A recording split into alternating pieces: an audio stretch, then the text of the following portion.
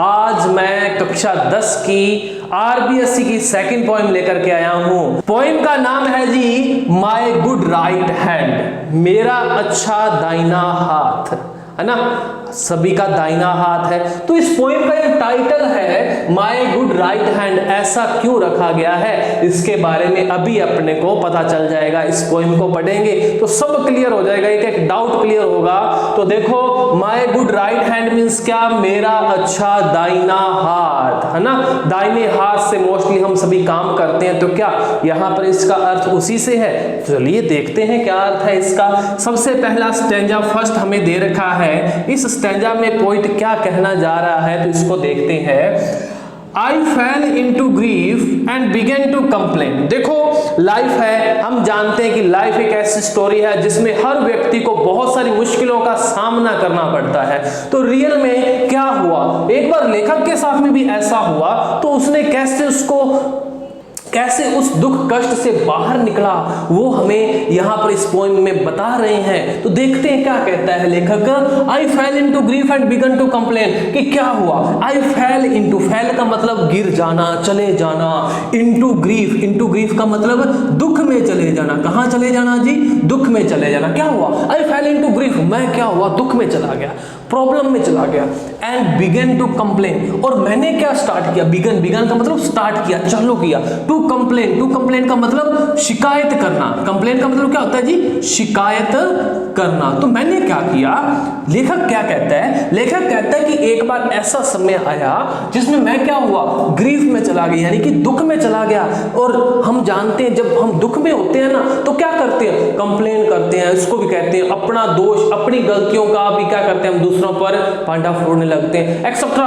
हमारा जो माइंड है हमारे पर कंट्रोल नहीं रहता कि हमें करना क्या है। तो वही कंडीशन है, हम लोगों से शिकायत करने लग जाते हैं, यार तूने मेरा ये नहीं किया, तुम मेरी सहायता नहीं कर रहा, तुम ये नहीं कर रहे, वो नहीं कर रहे। तो क्या हुआ देखते हैं। लेखक क्या कहता है, आई फेल इनटू ग्रीफ, मैं क्या हुआ, दुख में चला गया। एंड बिगन टू कंप्लेन, और मैंने क्या किया, शिकायत करना स्टार्ट किया। किससे शिकायत करना, लोगों से शिकायत करना स्टार्ट किया। फिर क्या कहता है, I looked for a friend. अब देखो जब हम दुख में चले जाते हैं, प्रॉब्लम में चले जाते हैं, तो हम क्या करते हैं, एक ऐसा मित्र ढूंढने की कोशिश करते हैं कि यार जो मेरी हेल्प कर दे, कहीं ना कहीं से मेरे को कुछ ना कुछ वो एक्स्ट्रा दे, ताकि मैं अपने दुख से क्या हो जाऊं, बाहर निकल जाऊं, मेरी समस्या का समाधान हो। तो मैंने भी क्या किया, लेखक कहता है कि मैंने क्या किया, लेखक कहता है मैंने क्या किया।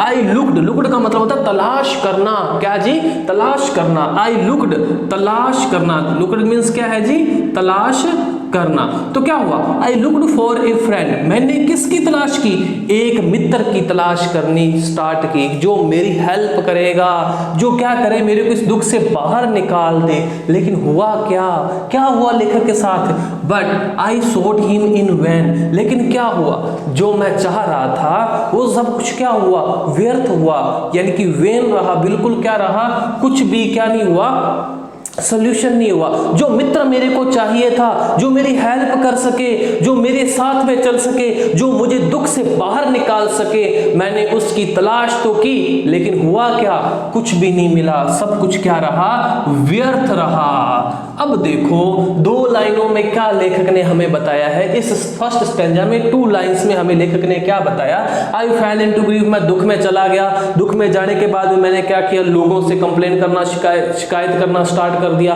फिर क्या हुआ, मैंने एक ऐसे मित्र की तलाश की जो मेरे को मेरे दुख से बाहर निकाले। लेकिन हुआ क्या, कुछ भी नहीं हुआ, कोई भी ऐसा मित्र नहीं मिला। सब कुछ, जितनी भी मेरी कोशिशें थी वो सब क्या हुई, व्यर्थ रही। फिर आगे क्या कहता है, कंपेनियंस वर्षे, कंपेनियंस का मतलब होता है साथी कह सकते हैं। हमारे जो कहते हैं ना, जो परिचित लोग होते हैं, तो साथी जो थे, वर्षे का मतलब वो क्या कर रहे थे, शर्म महसूस कर रहे थे मेरे साथ में। जब हम नॉर्मली लाइफ में जानते हैं ना कि जब हमारे ऊपर दुख क्लेश का पहाड़ गिरता है ना, तो जो हमारे जानकार हैं, जो परिचित हैं, वो हमसे दूर भागने लगते हैं, और यहाँ तक कि अपने साथ में रहने तक को भी क्या करते हैं, वो शर्म मानते हैं। हमारे साथ में रहना या हमारे साथ में चलना चलना, उसको भी क्या करते हैं, शर्म महसूस करते हैं। तो सेम वही कंडीशन यहाँ पर लेखक की हुई। कंपेनियंस वर शे, जो साथी थे उनको शर्म आने लग गई थी। एक्यूटेंस वर कोल्ड, एक्यूटेंस का मतलब होता है साथी, सगी संबंधी, या कह सकते हैं कि हमारे जो रिश्तेदार, कह सकते हैं कि जो रिश्तेदार है वो क्या, वर कोल्ड, वो क्या हो चुके थे, शांत हो चुके थे। शांत का मतलब क्या है यहाँ पर, यानी कि कोई भी हेल्प करने के लिए तैयार नहीं था। हर व्यक्ति के पास में कोई ना कोई एक्सक्यूज था, यार नहीं मैं तुम्हारी हेल्प नहीं कर सकता, नहीं यार मेरे पास में इतना पैसा नहीं है, मैं नहीं हेल्प कर सकता, ठीक है, मैं आपको अफोर्ड नहीं कर सकता, एक्सेट्रा, बहुत सारे बहाने। जो साथी थे वो भी मेरे से दूरी बढ़ाने लगे, जो मेरे रिश्तेदार थे वो भी क्या हो चुके थे, शांत हो चुके थे, कोई भी मेरे ऊपर रिएक्शन नहीं कर रहा था, कोई भी मेरे को बाहर निकालने के लिए कुछ भी प्रयत्न नहीं कर रहा था। फिर क्या हुआ, they give me good counsel, they give me, they किस लिए आया है, ये जो दे ना, दे का मतलब वे, they give me good counsel, उन्होंने मेरे को अच्छी सलाह दी, उन्होंने मेरे को अच्छी सलाह दी। अपने जाते हैं ना किसी व्यक्ति के पास में अपनी प्रॉब्लम बताने के लिए, तो क्या कहता है, यार ये प्रॉब्लम तो है, इसको कि तुम ऐसे सॉल्यूशन कर सकते हो, सलाह देने के लिए सभी तैयार है। इंडिया में एक चीज जो मिलती है, फ्री में मिलती है, वो क्या मिलती है, सलाह मिलती है। तो लेखक के साथ में भी ऐसा हुआ। उन्होंने क्या किया, जो उसके सगी साथी संबंधी, जो भी उसके फ्रेंड सर्कल के बंदे थे, उन्होंने क्या किया, they gave me good counsel, उन्होंने मेरे को अच्छी सलाह दी। काउंसिल का मतलब क्या होता है, सलाह देना। उन्होंने मेरे को अच्छी सलाह दी, बट क्या हुआ, but dreaded their gold, but dreaded का मतलब होता है डरना, ओके, क्या होता है, डरना, बट dreaded their gold, लेकिन उन्होंने अपना धन नहीं दिया।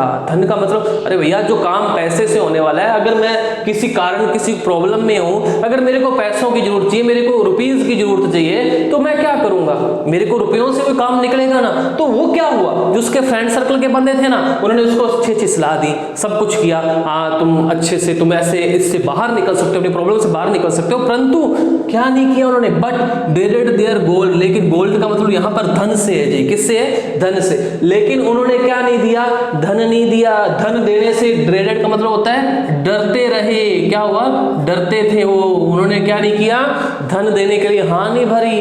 क्यों नहीं भरी, अब वो देखते हैं। हम जानते हैं कि जब जिंदगी का असूल है, जब जिसके पास में बहुत ज्यादा पैसा है, या वो जितने, जब तक जो व्यक्ति कामयाब है ना, तब तक सभी के सभी काफिला उनके साथ में चलता है। जब आप उस जो सक्सेस है, सक्सेस से यदि आप थोड़ा सा विचलित हो जाते हैं, तो सभी के सभी जो लोग हैं वो तुरंत आपका साथ छोड़ देते हैं। तो सेम यही कंडीशन यहां पर लेखक के साथ में हुई।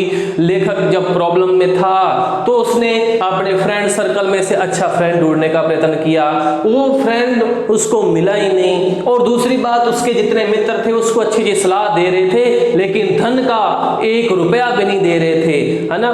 लेकिन अब आगे क्या होता है वो देखते हैं अपने, यानी कि फर्स्ट स्टैंजा में क्या है अपने पास में, कि लेखक ये कहता है कि मैं प्रॉब्लम में आ गया, मैंने क्या किया, शिकायत करना स्टार्ट किया, मैंने एक अच्छा मित्र तलाश करने की कोशिश की, लेकिन सब कुछ व्यर्थ रहा। फिर क्या हुआ, मेरे जितने भी साथी संबंधी थे वो सब शांत थे, मेरी स्थिति को देखकर कोई भी मेरे लिए एक शब्द तक नहीं बोल रहा था कि यार तुम इस अपनी प्रॉब्लम से ऐसे बाहर निकल सकते हो, या मैं तुम्हारी हेल्प करता हूं, तुम यहां से निकलो, ऐसा कुछ भी नहीं था।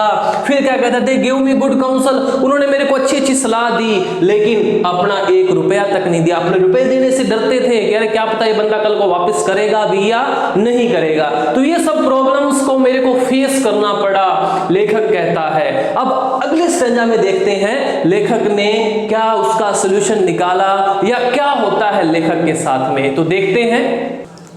तो यस, देखते हैं स्टेंजा 2 में लेखक क्या कहता है, लेट देम गो।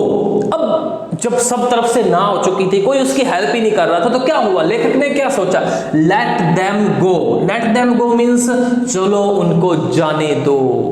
ओके, इसका अर्थ क्या बना, चलो उनको जाने दो। आई एक्सक्लेम्ड का मतलब है, आई का मतलब मैं, एक्सक्लेम्ड का मतलब चिल्लाया, जोर से बोला। क्या बोला, I have a friend at my side. ये बहुत बड़ी बात कही लेखक ने।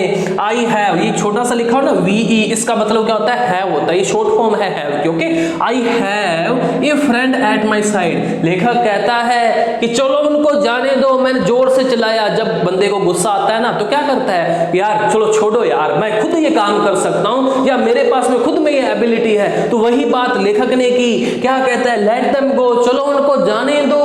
आई एक्सक्लेम्ड, मैं चिल्लाया, I have a friend at my side, मेरे पास में भी एक ऐसा मित्र है जो मेरे को मेरी इस प्रॉब्लम से बाहर निकाल सकता है। तो ऐसा मित्र कौन सा है, देखते हैं क्या कहता है।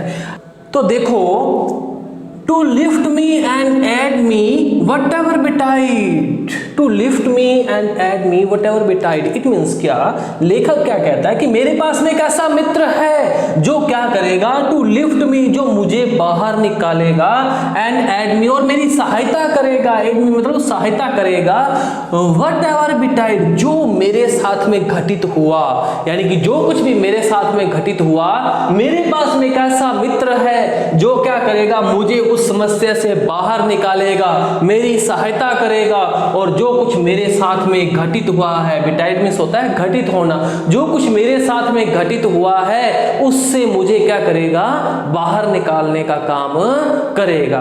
अब देखो फिर क्या कहता है आगे, to trust to the word is to build on the sand, ये बहुत बड़ी बात कही गई है, यह एक उक्ति भी है, बहुत बड़ी बात कही है लेखक के द्वारा।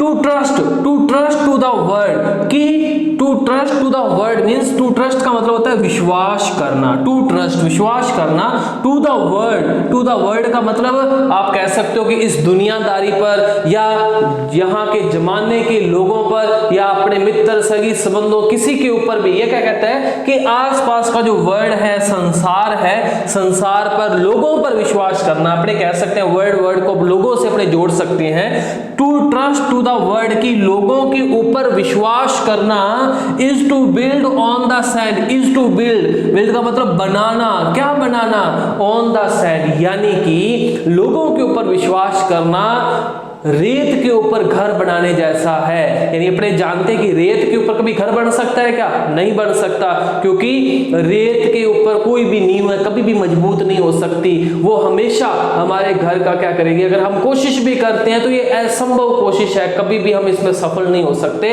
तो एक बहुत बड़ी बात कही है लेखक ने, यदि लोगों पर आप विश्वास करते हो, इट मीन्स यह किसके समान है, किसके समान है, मिट्टी के ऊपर, रेत के ऊपर घर बनाने के समान है, जो कभी भी संभव नहीं हो सकता, कभी भी पॉसिबल नहीं हो सकता।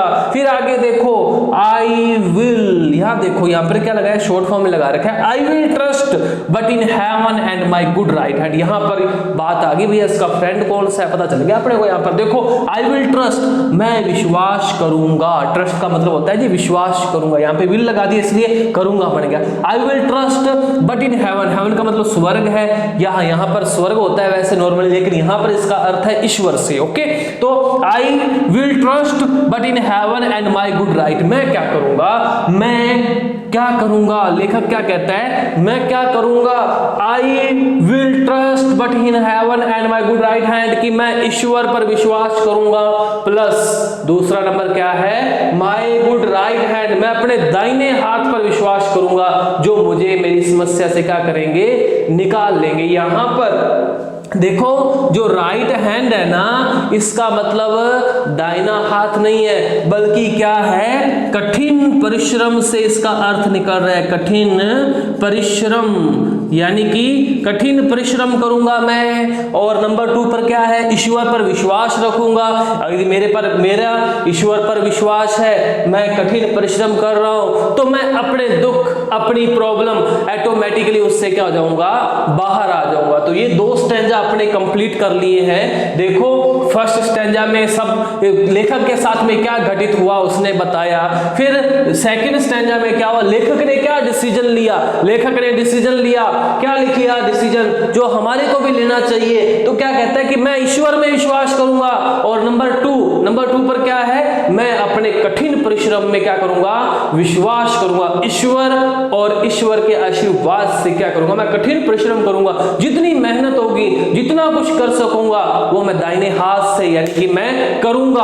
और उसके बाद में क्या होता है वो भी अपने देखते हैं नेक्स्ट स्टैंजा में क्या होता है। तो चलिए नेक्स्ट स्टैंजा को भी मैं अभी एक्सप्लेन करने वाला हूं।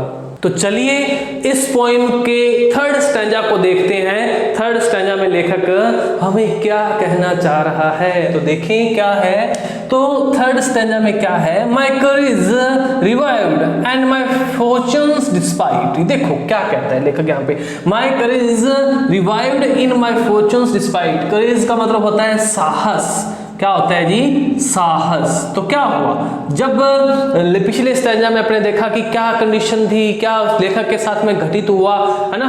तो लेखक ने क्या किया था, क्या निर्णय लिया था कि मैं अपने परिश्रम पर, कठिन परिश्रम पर विश्वास करूंगा और अपने ईश्वर पर विश्वास करूंगा, कड़ी मेहनत पर मैं काम करूंगा, कड़ी मेहनत से काम करूंगा। तो क्या हुआ, माय करेज रिवाइव्ड। रिवाइव्ड का मतलब होता है वापिस आ जाना या पुनः स्थापित हो जाना, वापिस आ जाना, वापिस आ जाना कह सकते हैं, आ जाना, वापिस आ जाना। ओके, तो देखो इसको, माय करेज रिवाइव्ड कि मेरा जो साहस था ना वो क्या हो गया, वापिस आ गया, यानी कि पुनः स्थापित हो गया। In my fortunes despite, in my Fortune despite, यानी कि जो दुर्भाग्यपूर्ण दिन मैंने देखे थे या जो मेरा बुरा समय था, मेरा जो बुरा समय था उसमें क्या हुआ, जब मैंने ये निर्णय ले लिया कि मैं कठिन परिश्रम करूंगा, मैं ईश्वर पर विश्वास रखूंगा, मैं कड़ी मेहनत करूंगा, तो क्या हुआ, एक मेरे में क्या हुआ, साहस वापिस आ गया था। जो भी मेरे दुर्भाग्यपूर्ण दिन थे उनके बीच में मेरे पास में एक साहस आ चुका था। देखो आगे क्या हुआ, and my hand was as strong as my spirit was light. क्या हुआ, एंड माई हैंड, और मेरा जो दाहिना हाथ है, यानी मैं जिससे काम कर रहा था या मैं जिससे कठिन परिश्रम कर रहा था, वॉज एज स्ट्रॉन्ग, वो क्या बन चुका था, बहुत ज्यादा स्ट्रॉन्ग बन चुका था, स्ट्रॉन्ग लग रहा था। एज माई स्पिरिट, स्पिरिट का मतलब है मनस्थिति या आत्मा। ओके, तो क्या हुआ, एंड माई हैंड, और मेरा जो दाहिना हाथ था, एज स्ट्रॉन्ग, वो ताकतवर हो चुका था, कठिन मेहनत करने के लिए बिल्कुल रेडी हो चुका था। माई स्पिरिट वॉज लाइट, मेरी जो मनस्थिति थी, मेरी जो आत्मा थी, वो क्या हो चुकी थी, लाइट मतलब कह सकते हैं चमक रही थी, या अपने कह सकते हैं कि वो जाग चुकी थी। लाइट का मतलब अपने यहाँ पे ले सकते हैं जाग चुकी। ओके, जाग चुकी थी। क्या हो चुका था कि एंड माई, कि मेरा साहस वापस आ गया था। दुर्भाग्यपूर्ण दिन तो चल रहे थे लेकिन उसी के साथ में मेरे पास में एक साहस आया। एंड माई हैंड वो स्ट्रॉन्ग, मेरा जो हाथ था बहुत ज्यादा स्ट्रॉन्ग हो चुका था, और उसी के साथ में मेरी जो आत्मा थी, मेरी जो मनस्थिति थी, वो क्या हो चुकी थी, जाग चुकी थी। मतलब पूर्ण रूप से क्या हो चुकी थी, ये तैयार कर चुकी थी कि मैं कुछ कर सकता हूं, मैं अपने दुख दर्द से बाहर निकल सकता हूं। आगे क्या देखते हैं, इट राइज्ड मी फ्रॉम सोरो, इसने क्या किया, मुझको बाहर निकाला। ठीक है, उठा लिया, यानी कि राइज का मतलब क्या होता है, बाहर निकालना। वैसे इसका अर्थ होता है उदय होना। ओके, लेकिन यहां पर इसका अर्थ क्या है, अपने दुख या प्रॉब्लम से क्या करना, बाहर निकाल लेना, उठा लेना। ओके, तो इट राइज्ड मी फ्रॉम सोरो, उसने क्या किया, मेरे जो दुख दर्द थे, किसने, जो मेरे दुख दर्द थे, मेरा जो दाहिना हाथ था, मेरी जो कठिन मेहनत थी, उसने क्या किया, इट राइज्ड मी फ्रॉम सोरो, उसने क्या किया, मुझे दुख दर्द से बाहर निकाला। It saved me from pain, और इसके साथ में क्या किया, it saved me from pain, मेरे जो दुख दर्द था, मेरा जो पेन था, मेरी जो प्रॉब्लम थी, उससे मुझे क्या किया, सेव्ड, यानी कि बचाया। ओके, अब इस लाइन को दोबारा देखेंगे, it raised me from sorrow, उसने क्या किया, मेरे दाहिने हाथ ने क्या किया, मेरे को दुख, मेरी जो प्रॉब्लम थी उससे मुझे बचाया, मेरे दर्द से क्या किया, मुझे बचाने का काम किया और मुझे बाहर निकाल दिया। ओके, फिर क्या कहता है, it fed me and clad me, it fed me, fed me का मतलब होता है, फेड का मतलब होता है भोजन देना। Okay, it fed me and clad me, clad का मतलब होता है वस्त्र। ओके, वस्त्र देना। ओके, फेड का मतलब है भोजन देना, क्या देना, भोजन देना। Okay, it fed me and clad me again and again, क्या किया, जो मेरा दाहिना हाथ था, जो मेरी कठिन मेहनत थी, मेरे दाहिने हाथ पर मैंने क्या किया, विश्वास किया, ईश्वर पर विश्वास किया, तो मेरी क्या हुई, आत्मा जाग चुकी थी, मेरा जो करेज था, जो मेरा जो साहस था, वो वापस आ चुका था। मुझे को मेरे हाथ ने क्या किया, मेरे को मेरे दुखों से बाहर निकाल दिया, मेरी जो कष्ट तकलीफ थी उससे मुझे बाहर निकाल दिया, और उसी के साथ साथ में मुझे भोजन प्रोवाइड करवाया, मुझे वस्त्र दिए, एक बार नहीं बार बार दिए, एक बार नहीं बार बार मुझे दिए। जब हम कठिन मेहनत से कोई भी काम करते हैं ना, तो उसका फल हमें अवश्य मिलता है, ईश्वर हमें उसका फल अवश्य देता है। क्या लेखक के साथ में भी ऐसा हुआ? हुआ, देखते हैं क्या हुआ। ओके, तो नेक्स्ट स्टेंजा में लेखक क्या कहता है, the friends who had left me came back everyone. देखो, जब हम देखते हैं ना, जब कोई भी इंसान होता है, जब वो अनसक्सेस हो रहा होता है, तो सभी क्या करते हैं, सभी के माइंड में ये रहता है कि यार इस बंदे के साथ में रहने से हमें नुकसान होगा। लेकिन जो बंदा सक्सेस हो जाता है तो सभी जो काफिला है उसके पीछे चलता है। तो क्या हुआ, देखो, the friends who had left me, जो मित्र, the friends who had left me, जो मुझे क्या कर चुके थे, छोड़ चुके थे, कैम बैक एवरीवन, सब के सब क्या आ चुके थे, वापिस आ चुके थे। जो जब लेखक ने उन्हीं मित्रों से जब पैसे मांगे थे, जब आर्थिक सहायता मांगी थी, तो वो क्या हो चुके थे, सब दूर हो चुके थे, सब ने दोस्ती तोड़ दी थी, सब ने अपने दोस्ती नाते रिश्तेदार सब कुछ खत्म हो चुका था। लेकिन जब पैसा आया, जब ये व्यक्ति कामयाब हुआ, तो क्या हुआ, the friends who had left me, जो मित्र थे जो मुझे छोड़ करके जा चुके थे, कैम बैक एवरीवन, सभी के सभी वापस आ गए थे। भैया कैसे हो, भैया क्या हाल है ना, बड़े दिन हो गए, याद ही नहीं करते।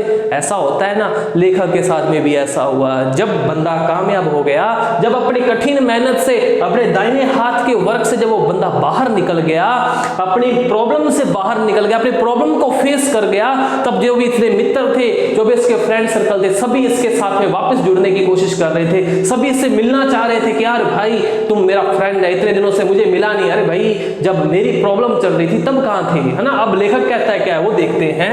And darkest advisers looked bright as the sun. Okay, darkest adviser, यहां पर इसका अर्थ ले सकते हैं, जो मुझे क्या कर रहे थे, एडवाइजर्स जो थे, जो क्या थे, मुझे सलाह दे रहे थे, अरे भैया ऐसे मत करना, ये हो जाएगा, या तुम ये कर लो, है ना, अपनी अलग अलग सलाह दे रहे थे। वो क्या था, and darkest adviser looked bright as the sun, जिन्होंने सलाह दी थी, केवल और केवल सलाह दी थी, सहायता नहीं की थी, कुछ भी हेल्प नहीं की थी, उनका चेहरा भी क्या होने लग गया था, अब चमकने लग गया था। कह रहे वाओ, अब देखते हैं कुछ लोग क्रेडिट देने के, और मैंने इसको बताया था तभी तो ये कामयाब हुआ है ना। अपने देखते हैं ना कुछ लोग क्या होते हैं, क्रेडिट लेने की सोचते हैं। तो ऐसे जो लोग थे, वो जो उसके उस समय कभी ना कभी एडवाइजर रहे होंगे, कभी ना कभी उन्होंने कोई सलाह दी होगी, तो लेखक को देख करके जब वो कामयाब हुआ तो क्या करते, उनके चेहरे जो थे वो भी लुक्ड ब्राइट एज द सन, वो भी क्या होने लगे, चमकने लगे। अरे वाह यार, उस बंदे को हालांकि चाहे उसने सलाह दी चाहे नहीं दी, उनसे कोई मतलब नहीं है, लेकिन वो उनके साथ में, लेखक के साथ में वापस मिलने लगे। अरे भाई कैसे हो, क्या हाल चाल है, क्या कर रहे हो आजकल, है ना। तो उसके साथ वापस रिलेशन स्थापित करने की कोशिश कर रहे हैं। ऐसा दस्तूर है भाई दुनिया का। तो सेम ऐसी कहानी हुई है लेखक के साथ में भी। अभी आगे देखते हैं, आई नीड देम नो मोर, ऐसे मित्र जो मुझे मेरे बुरे समय पर छोड़ करके जा चुके थे। आई नीड देम नो मोर, अभी मुझे उनकी जरूरत थी क्या, नहीं है भाई, अब तो मैं कामयाब हो चुका हूं, अब किस लिए मुझे उनकी जरूरत है। लेखक क्या कहता है, आई नीड देम नो मोर, अब मुझे उनकी कोई आवश्यकता नहीं थी। एज दे ऑल अंडरस्टैंड, और वो जो बंदे थे ना वो भी इस बात को समझ चुके थे, अच्छे से समझते हैं, अंडरस्टैंड है वो भी, कि अब लेखक को हमारी जरूरत नहीं है, इसको हमारी जरूरत नहीं है, अभी हमें जरूरत है इसकी, हमें क्या करना पड़ेगा, इसके साथ में रिलेशन बना करके रखना पड़ेगा, because he is a successful man. Okay, तो यही कंडीशन यहां पर हुई। अब लेखक को जरूरत नहीं है इनकी, चार्ल्स मैगेजिन के द्वारा यानी कि कहा गया क्या है, अपने को समझाया गया है, कह रहे भाई हमें समझाया गया है, कह रहे भाई बहुत सारी कंडीशन पर हम लोगों पर विश्वास करते हैं। मैंने एक पॉइंट करवाई थी रिस्क, है ना, उसमें रिस्क में एक ऐसी लाइन थी कि लोगों पर विश्वास करना भी क्या एक रिस्क है। तो वही बात है, लोगों पर हम विश्वास करते हैं, अपने फ्रेंड सर्कल पर विश्वास करते हैं कि जब मेरा बुरा वक्त आएगा ना ये बंदा मेरे साथ में खड़ा होगा, लेकिन जब वक्त आता है ना, वक्त सब कुछ सिखा जाता है। वक्त जब सही वक्त आता है तब अपनों के बीच में जो छुपे हुए गैर हैं और गैरों के बीच में जो अपने हैं वो सब नजर आने लग जाते हैं। वही बात यहां पर बताई गई है। आगे वाले लास्ट लाइन देखते हैं, क्या कहा है लास्ट लाइन में, आई थैंक दी, आई थैंक दी, आई थैंक, मैंने धन्यवाद दिया। किसको, दी का मतलब यहाँ पे थी का मतलब है उसको, किसको भैया, धन्यवाद किसको दिया, अपने दाहिने हाथ को दिया। ओके, अपनी कठिन मेहनत को दिया, अपने कठिन परिश्रम को मैंने क्या दिया, धन्यवाद दिया। आई ट्रस्ट दी, मुझे उस पर अभी भी विश्वास है। ओके, मैंने उस पर विश्वास किया तभी तो सक्सेस हुआ ना। माई गुड राइट हैंड, किस पर किया, माई गुड राइट हैंड, मेरे अच्छे दाहिने हाथ पर मैंने विश्वास किया, अच्छे दाहिने हाथ पर मैंने क्या किया, विश्वास किया, इसीलिए मैं अपनी प्रॉब्लम से बाहर निकल आया। जो लोग मुझसे टूट चुके थे वो वापस मेरे से मिलने के लिए आने लग गए और मैं एक अमीर व्यक्ति बन गया, जिसके कारण सभी लोग आज मेरे से जुड़ना चाहते हैं। केवल और केवल किस कारण? कठिन मेहनत के कारण। तो माय गुड राइट हैंड जो टाइटल है इसका, वैसे अगर अपने मीन निकालें तो दाहिना हाथ हो सकता है, लेकिन यहां पर इसका अर्थ कठिन परिश्रम से, जो कि हम मोस्टली दाहिने हाथ से ही करते हैं, चाहे वो कोई भी कार्य क्यों नहीं हो। तो मैंने अपनी तरफ से इस पोएम को समझाने का प्रयत्न किया है। आई होप आपको ये पोएम बहुत अच्छे से समझ आई होगी। फिर भी जो भी आप सजेशन देना चाहते हैं आप कमेंट बॉक्स में दे सकते हैं। आपको कैसी लगी ये पोएम आप ये भी कमेंट बॉक्स में जरूर मेंशन कीजिएगा। Thanks for watching.